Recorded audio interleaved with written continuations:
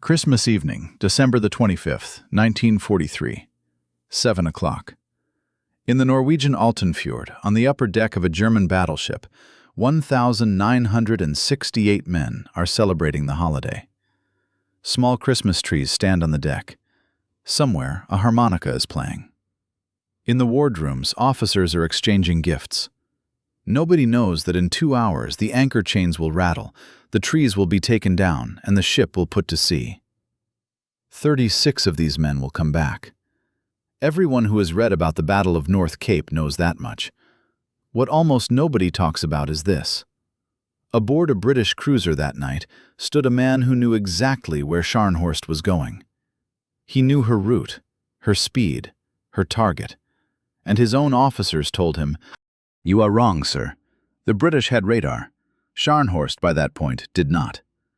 But before we get to the radar, one detail that changes everything. Scharnhorst was faster than every ship hunting her that night. She could outrun all of them. She knew it.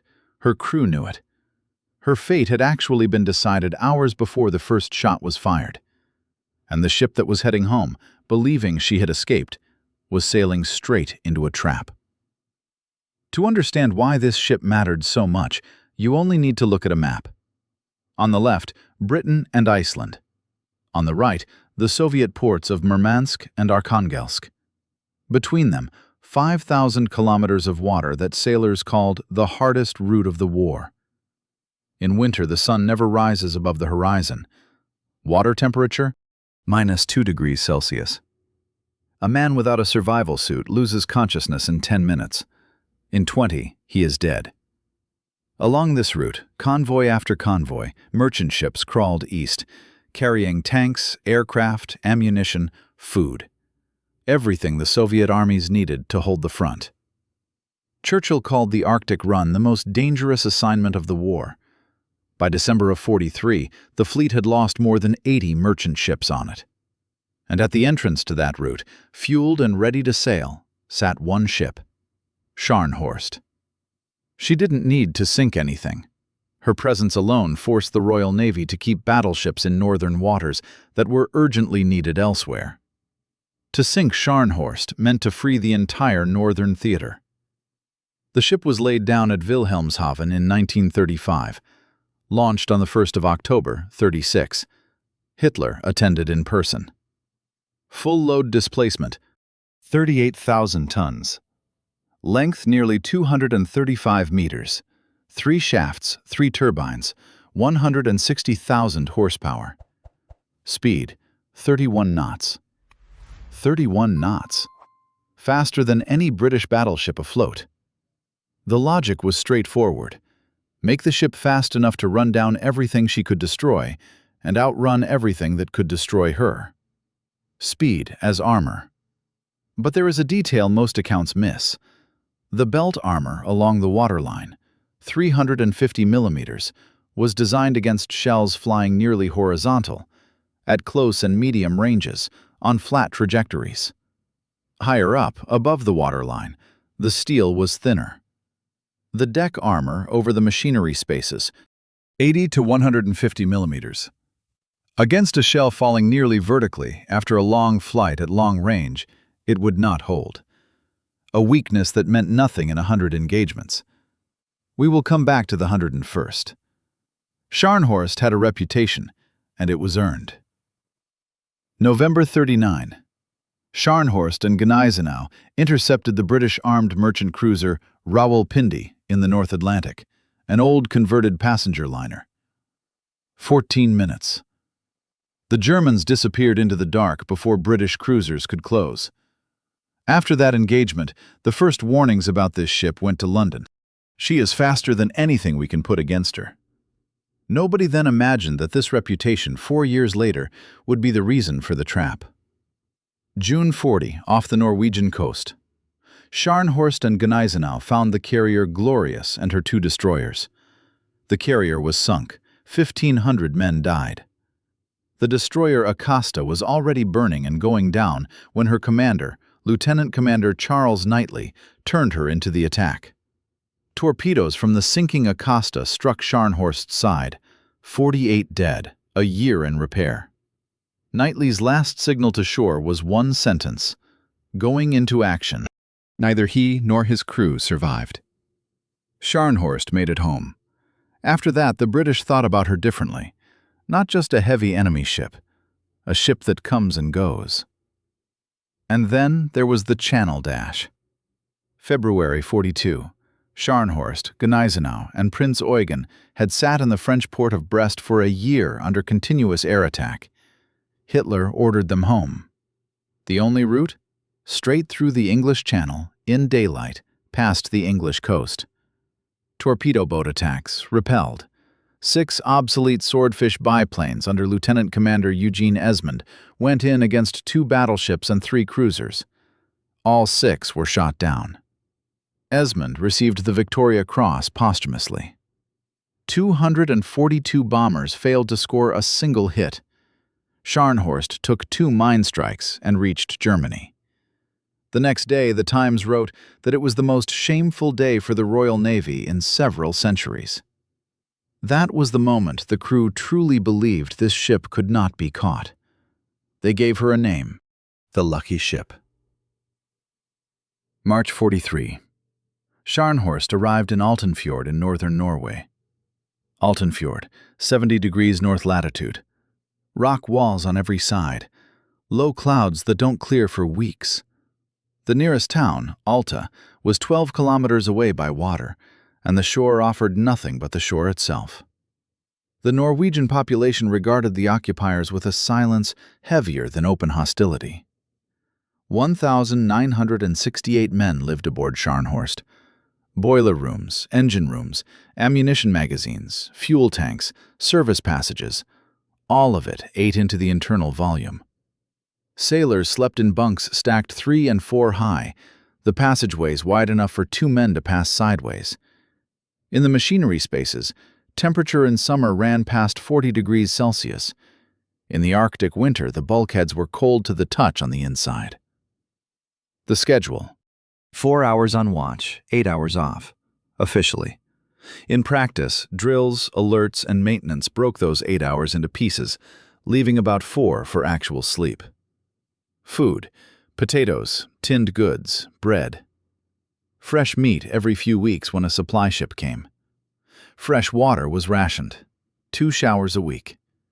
9 months of that routine at anchor does something to people that combat does not. It dulls the edge. Danger stops feeling like danger when it isn't visible right now. The fjord becomes a view out the window. That is exactly what explains how, in September of the same year, 6 British midget submarines managed to reach Tirpitz, lying in this same fjord. Crafts, each 15 meters long with a crew of 4, crept through nets and patrols and detonated charges beneath the hull of the largest battleship in Europe. Tirpitz was damaged and out of action until the following summer. Lutzow left for the Baltic.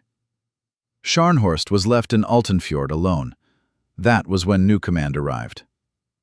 Rear Admiral Erich Bay took over the northern group in November of 43. He was 47 years old.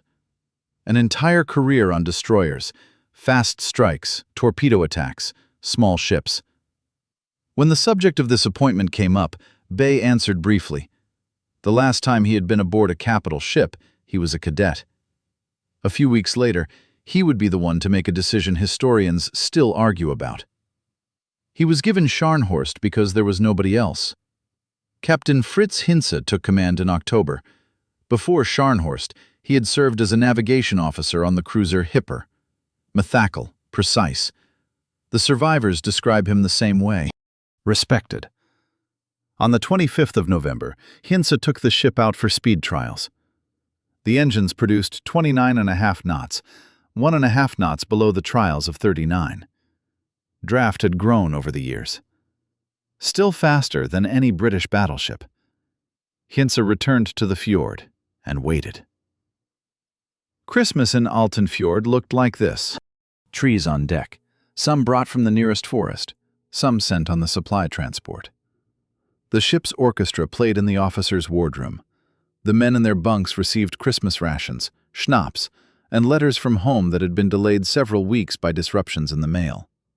Some of those letters had been written by people who were already dead. The Eastern Front in late 43 was grinding through German divisions near Kiev, Zhmerinka, Vitebsk. Among the 2,000 men aboard Scharnhorst, some had brothers and fathers serving there. Mail from those places traveled slowly. Many of the men holding those letters on Christmas evening would never learn that the people who wrote them had long been dead. When the officer read out Donitz's signal, the dinner plates were still on the wardroom tables.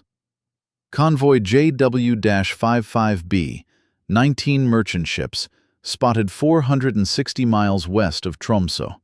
Order: destroy. One survivor later said they took it with relief at first. 9 months at anchor, and finally something to do. Others remember it differently. The silence that fell after the officer finished reading. Willie Godde, standing watch by the superstructure that evening, wrote about it briefly. Everyone knew what an Arctic night at sea meant. Nobody was glad about the storm, which by then had been building hard. The trees came down. The dinner plates were cleared. The crew went to battle stations. At 2300, the anchor chains rattled. The lucky ship went to sea. One thing aboard Scharnhorst nobody knew. While Bay was taking the ship out of the fjord, a different story was unfolding on the other side.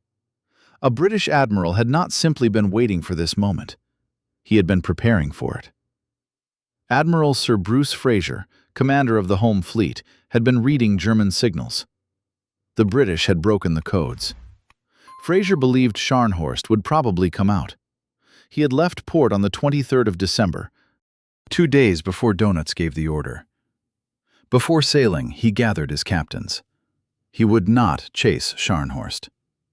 3 knots of speed advantage was enough for the German ship to pull away on any straight course. Instead, Fraser would place Duke of York between Scharnhorst and her Norwegian base. When the German ship turned for home, she would sail straight into him.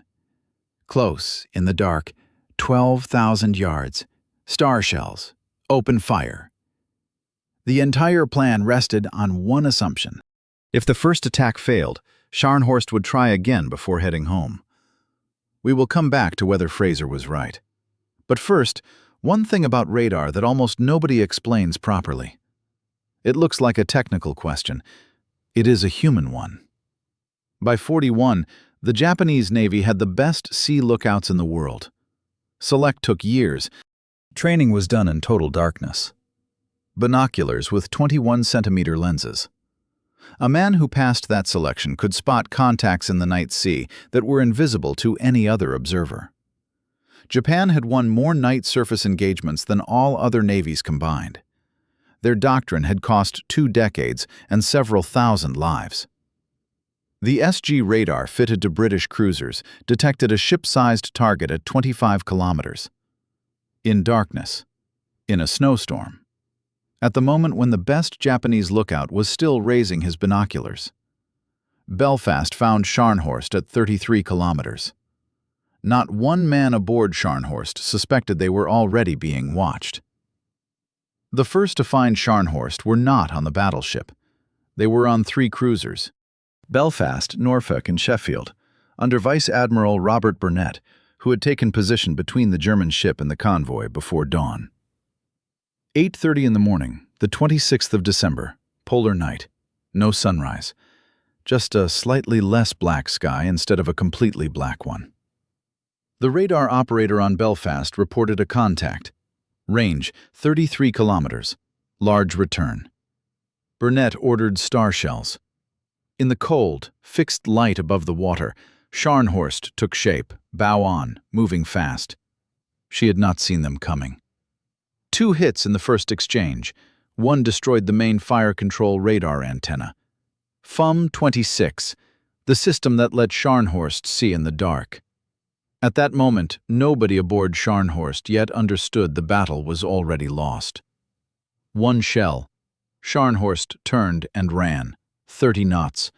The cruisers could not hold that speed in the storm. By 9:40, Scharnhorst had vanished into the dark. Burnett's officers expected him to pursue. That is what you do in a fight. Chase the enemy, especially when he is damaged. Burnett did not pursue. He turned toward the convoy and placed his 3 ships across the course Scharnhorst would have to take if she tried again. He stopped and waited. His own captain, Frederick Parham, asked him, "Are you sure about this, sir?" Burnett answered, "Trust the judgment. She'll come back." This required one thing: reading the intentions of a man he had never seen. Through a radar screen. In a storm. In the dark. Burnett looked at Bay's situation. Sent to attack a convoy, hadn't found it, under direct orders from command. He decided, this man will try again. He won't go home empty-handed. If Burnett was wrong, Scharnhorst would be gone forever. At 12:20, Belfast picked up Scharnhorst again on radar. From the north. Exactly where Burnett had expected her. The second fight was harder. Scharnhorst's gunnery found its mark. 2 11-inch shells into Norfolk. One destroyed a fire control instrument and put a turret out of action. 7 men killed. The other punched through the hull. The cruisers held. At some point, Bay made his decision. The convoy wasn't worth this. He turned Scharnhorst south. Burnett did not pursue again. He fell in astern, out of gun range, in the dark. Belfast, the only cruiser with working radar, tracked Scharnhorst on her screen for 4 hours, transmitting position, course, and speed to Duke of York every few minutes. Scharnhorst was heading south at 30 knots. She thought she had escaped. Every signal from Belfast closed the distance to Duke of York by 1 mile. While Belfast quietly passed the coordinates, Scharnhorst's crew was certain the danger was behind them. This is the part of the battle that made North Cape a legend. If these are the stories you come here for, subscribe. 1 click and the next one won't pass you by. 1647. Duke of York found Scharnhorst on her own radar. Range, 41,600 meters. More than 40 kilometers. In complete darkness. Scharnhorst's guns were secured for sea. The crew did not know a battleship was nearby. Fraser sent 4 destroyers forward to take up torpedo positions. Duke of York closed in silence. When the range fell to 12,000 yards, Fraser ordered star shells. Belfast's first attempt failed. The shell did not ignite over the target. Duke of York fired her own. The night tore open. Petty Officer Willie Godde was standing on Scharnhorst's bridge at that moment. He wrote about it afterward. Cold, hard light pouring down from above. Before he had time to understand what he was seeing, Duke of York's forward turrets fired. 10 14-inch guns, simultaneously. They came fast and often, Godde wrote. The crew was driven from one emergency to the next.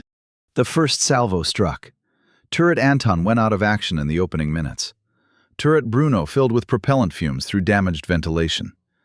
The men inside worked in choking smoke, trying to load and fire. Scharnhorst turned east and ran at full speed. She was still faster.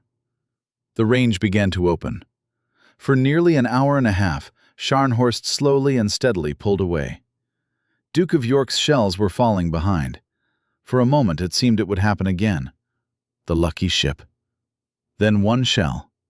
Remember it.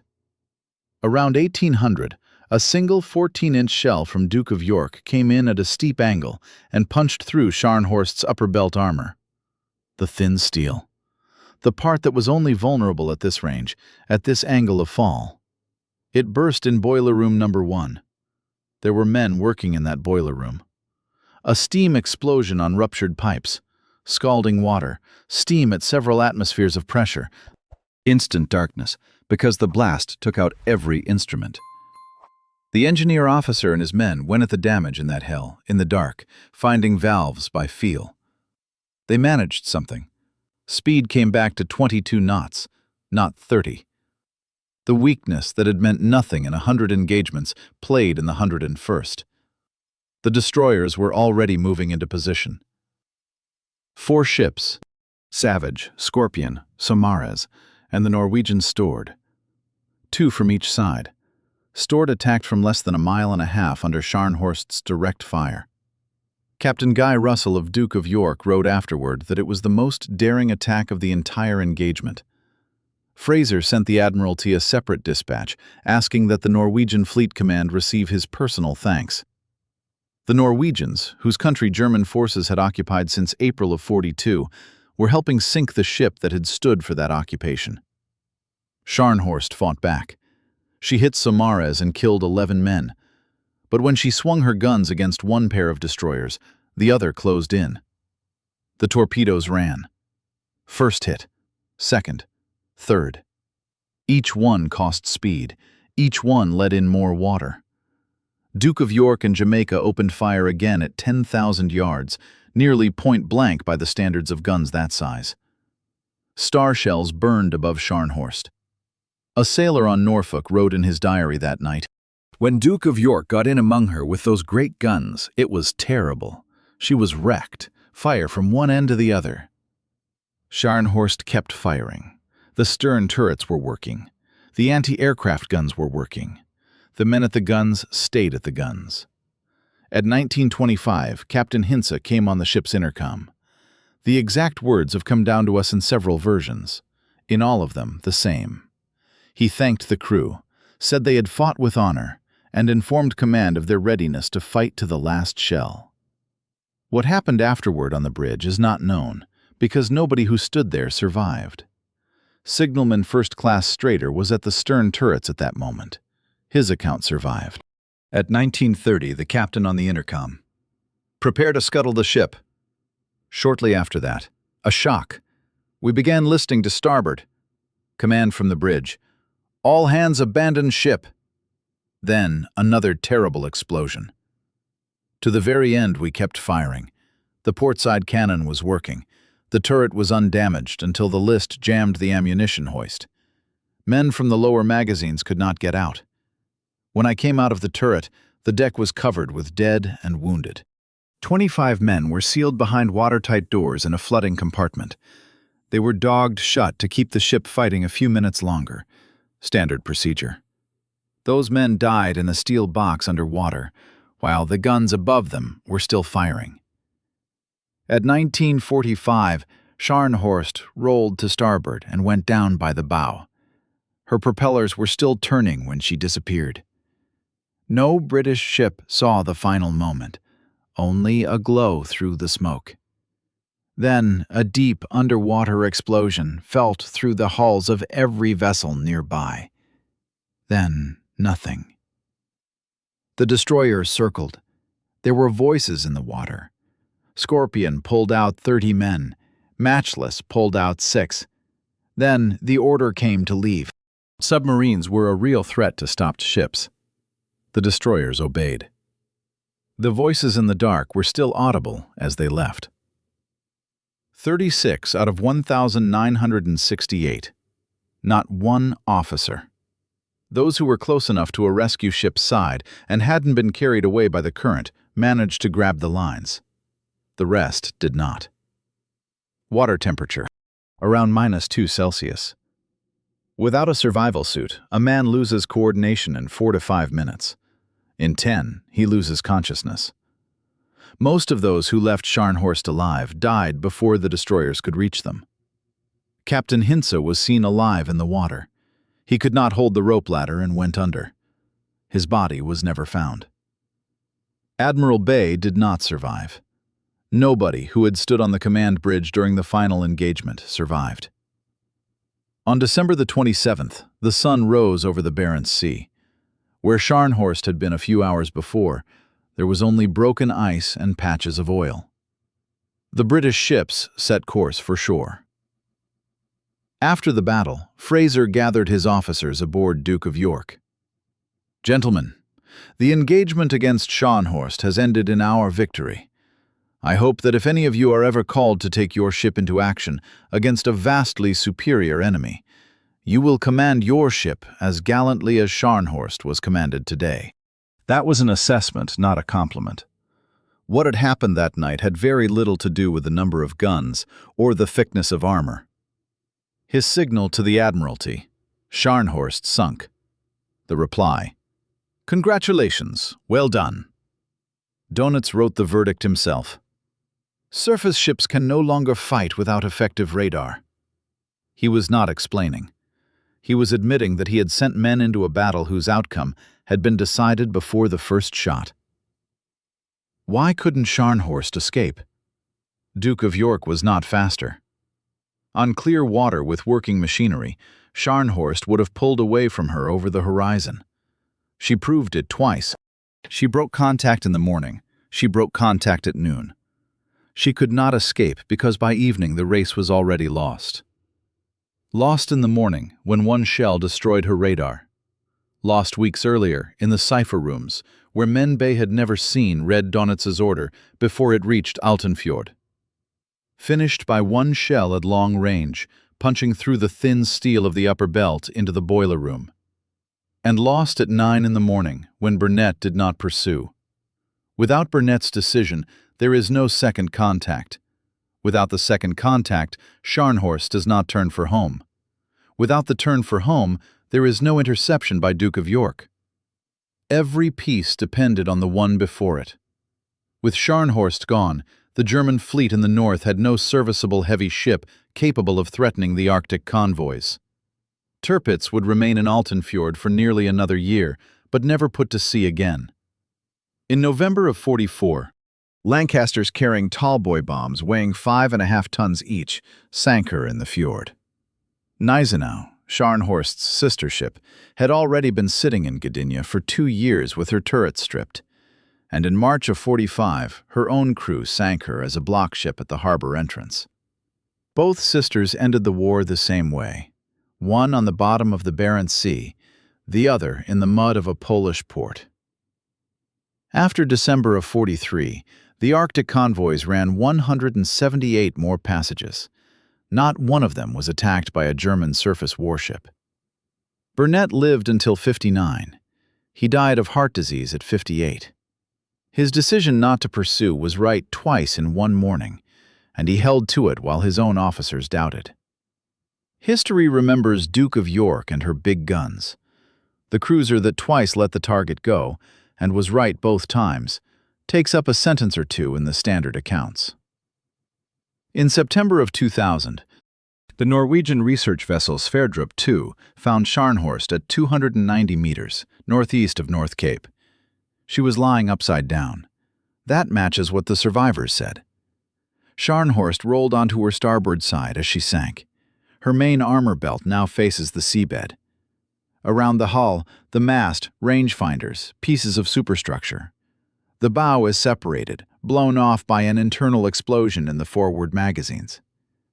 More than 2,000 shells were fired at her over the course of the battle, and more than 50 torpedoes. 11 confirmed hits. The site is protected as a war grave. No remains have ever been found. The darkness there is complete. The same darkness she once trusted. Willie Godde lived a long life after the war. He wrote his account when he was older, when he had found precise words for what he had seen as a young sailor. Why he had survived out of 1,932 others, he did not explain. He did not try. He wrote only about what he saw. He describes the moment Duke of York opened fire. Star shells above. Hits. Smoke. He looks out across the water toward where the enemy has to be. On the starboard side, gun flashes, the blasts of close salvos. On the port side, water and snow. On the port side, search as I might, I could make out nothing at all. Nothing.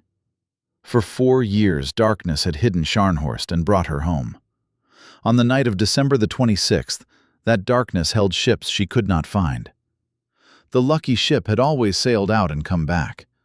The last time, she did not come back. Not because someone was braver, because someone had learned to see in the dark. If these are the stories you come here for, subscribe and leave a like. See you in the next one.